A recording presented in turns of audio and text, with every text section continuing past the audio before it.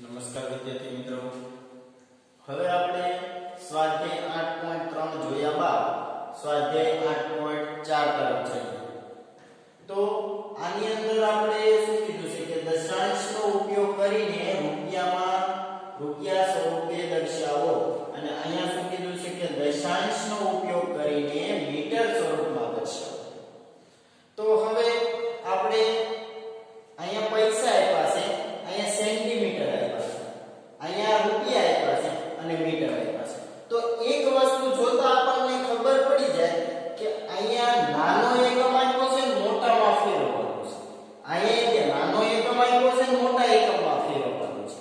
તો આપણે શું કરશું પહેલા કે આપણે આની પહેલા શીખી ગયા છીએ કે નાના એકમને મોટા એકમમાં ફેરવવું હોય તો ભાંગવાનું, બરાબર, અને મોટા એકમને જો નાના એકમમાં ફેરવવું હોય તો ગુણવાનું, બરાબર. તો અહીંયા તો આપણે બધે ભાંગવાનું જ થશે, બરાબર, બધે શું થશે? ભાંગવાનું થશે.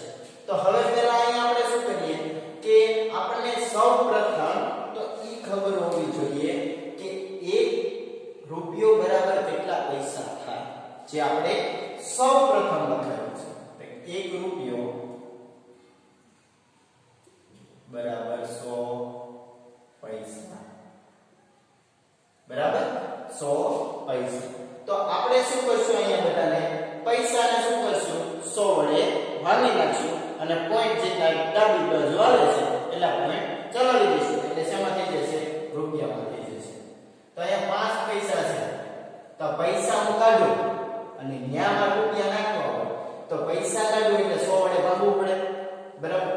તો પૈસાને હું દૂર કરું એટલે 100 વડે ભાગી નીકળ્યા, શેમાં ફરી ગયા? રૂપિયામાં. પણ આપણે દશાંશનો ઉપયોગ કરવાનો છે, તો શું કરશું? 0.05 રૂપિયા. રેડી? હવે કે 75 પૈસા છે, હું પૈસાને દૂર કરું તો અહીંયા રૂપિયા મૂકવા હોય તો મારે 100 વડે શું કરવું પડે? ભાંગવું પડે, બરાબર. તો એવી રીતે તો અહીંયા 100 છે એટલે ડાબી બાજુ 2 કદમ ડાબી બાજુ ચાલવાનું, એટલે કે 0.75 રૂપિયા. હવે 20 પૈસા છે, પૈસાને દૂર કરું છે, એમાં 100 મૂકો, એક મીંડું કેન્સલ, ઉડાડી શકો, કોઈ ઓલી નથી, પણ આપણે અહીંયા ઉડાડવાનું નથી, બરાબર. આપણે એમને લેવાનું પોઈન્ટ પછી 2 આંકડા ડાબી બાજુ, એટલે કે સંખ્યાની 2 બાજુ ડાબી બાજુ આવી, એટલે કે 0.20 રૂપિયા. હવે જો અહીંયા 2 સંખ્યા થઈ, આ રૂપિયા તો ઓલરેડી છે જ, તો આપણે રૂપિયાને એમને લેવા દઈશું. આ પૈસાને આપણે રૂપિયામાં ફેરવવાના છે, એટલે કે 90 ના છેદમાં 100 લખી દઈશું. આ શેમાં જવાબ આવ્યો આપણો? રૂપિયામાં, બરાબર. આવું આપણે કંઈક સાચું આપી દીધું છે, બરાબર, કે દશાંશ સંખ્યાનો સરવાળો કર્યો અને 0.90 રૂપિયા, બરાબર. તો આ બેનો સરવાળો કરીએ એટલે કે 50.90 રૂપિયા, બરાબર. હવે જો આ કંઈક એવું જ છે, આની જેવું જ છે, બરાબર, પણ આપણે શું કરવાનું છે? આને ભાંગી નાખવાનું છે, બરાબર છે. તો આપણે આને 700 વત્તા 25 પૈસા લખી શકીએ, લખાઈ ગયું, બરાબર. હવે આ 700 ને મારે રૂપિયા ફેરવાય તો આ ઊંચી પડે ને, બરાબર. બંનેને શું કરું? 100 વડે ભાંગી નાખું. 700 વત્તા અહીંયા 100 વત્તા 25 અહીંયા 100 પૈસા, બરાબર. અહીંયા ઉડી ગયો, આ પૂર્ણ સંખ્યા થઈ ગઈ, એટલે કે 7 રૂપિયા વત્તા 0.25, અહીંયા શું આવશે? રૂપિયા. હવે બેનો સરવાળો કરી નાખીએ, એટલે કે બેનો સરવાળો કરીએ એટલે કે 7.25 રૂપિયા, જે આપણો જવાબ છે, બરાબર. તો આ રૂપિયાને પૈસામાં કેવી રીતે ફેરવાય, પૈસાને રૂપિયામાં કેવી રીતે ફેરવાય બધાને આવડે. 5 રૂપિયા આપ્યા હોય તો આને મારે પૈસામાં ફેરવવું હોય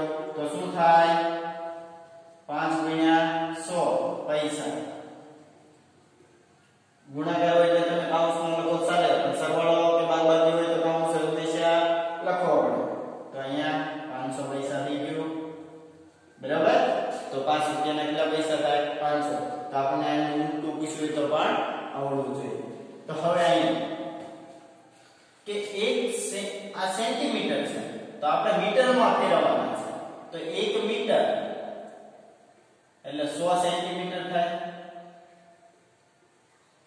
બરાબર આ બધા યાદ રાખવાનું છે ઈ આવડતું હોય તો જ આવડે નકર ન આવડે એટલે કે જ્યાં જ્યાં તમે સેન્ટીમીટર વાળો હોય એમાં તમે 100 વડે ભાંગી નાખો એટલે તમારે શું થઈ જાય મીટરમાં ફરી જાય બરાબર હવે બીજો એકમ છે મિલીમીટર બરાબર તો અહીંયા 1 સેન્ટીમીટર બરાબર કેટલા મિલી થાય 10 મિલીમીટર બરાબર તો હવે જો મારે આને મિલીમીટરમાં ફેરવવું છે તો અહીંયા ધ્યાન રાખજો ખાસ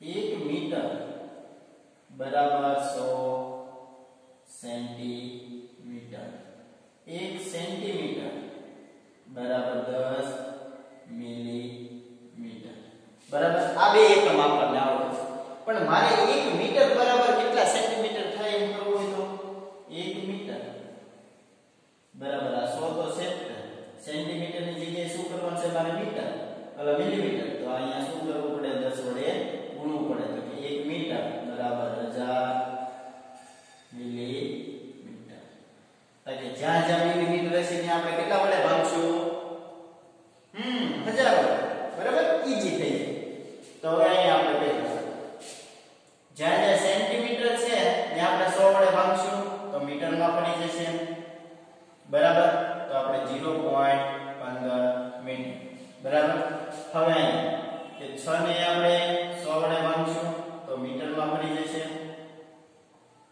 બરાબર તો અહીંયા 0.06 મીટર બરાબર હવે અહીંયા આને જો 100 વત્તા તમારે લખવું હોય થોડું તો આને આવી રીતે લખી શકાય સેન્ટીમીટર તો 100 એટલે 1 મીટર થઈ ગયું વત્તા અને 64 ને આપણે બરાબર તો 1 વત્તા 0.64 થશે મીટર 1.64 મીટર બરાબર આ થયું પણ આપણે એને ડાયરેક્ટ કેવું હોય તો અહીંયા ધ્યાન રાખજો કે 164 અહીં સેમી છે એને દૂર કરીએ એટલે થઈ ગયું બરાબર એટલે 1 પોઈન્ટ કાપી નાખો એટલે આ મીટરમાં થઈ જશે બરાબર એવી રીતે હવે અહીંયા જો કે 9 સેમી છે એને તો હું મીટરમાં ફેરવી નાખું બરાબર તો કે 100 વડે ભાગીને વત્તા 8 છે એને મારે ભાગવું હોય તો 1000 વડે ભાગવું પડે મીટર હવે આને મારે સેમીમાં ફેરવવું હોય તો 10 વડે ભાગવું પડે પછી સેમીને પાછા મારે 100 વડે ભાગવું જો આને હું સેમીમાં ફેરવું એટલે કે 8/10 સેન્ટીમીટર હવે આનો જવાબ શું આવે 0.8 આવે બરાબર હજી મારે એને ફેરવવું છે મીટર એટલે કે 0.8 ને હું પાછો શેમાં ભાગું 100 તો મીટરમાં ફેરવું બરાબર તો એનો જવાબ પાછો 2 પોઈન્ટ હજી એક પર થશે બરાબર એની કરતા આપણે અહીંયા ડાયરેક્ટ લખી નાખીએ 1 મીટર બરાબર 100 સેમી તો ડાયરેક્ટ આપણે શું કરવાનું એને ફેરવી નાખવાનું બરાબર તો અહીંયા કેટલા આવશે 0.09 વત્તા 0.08 મીટર હવે જો પોઈન્ટ એમનો એમ પોઈન્ટ પછી અહીંયા 0 છે અહીંયા 0 છે તો અહીંયા આવશે 0 અહીંયા 9 છે અહીંયા 0 છે કેટલા આવશે 9 અને અહીંયા 0 છે તો અહીંયા કેટલા આવશે 0 9 મીટર બરાબર હવે દાખલા નંબર 5 તરફ જઈએ તો હવે અહીંયા શું થશે તાણ મીમી છે તો શેના વડે ગુણવાનું 1000 વડે અહીંયા મીટર થઈ જશે 0.03 મીટર હાવ ઈઝી છે ખાલી એટલું યાદ રાખો એટલે શું થઈ જાય બધું યાદ રહી જાય બધું થઈ જાય બરાબર ખાલી એટલું યાદ રાખવાનું બરાબર છે તો મને આશા છે કે આપને બધાને સમજાવી ગયું છે ધન્યવાદ વિદ્યાર્થી મિત્રો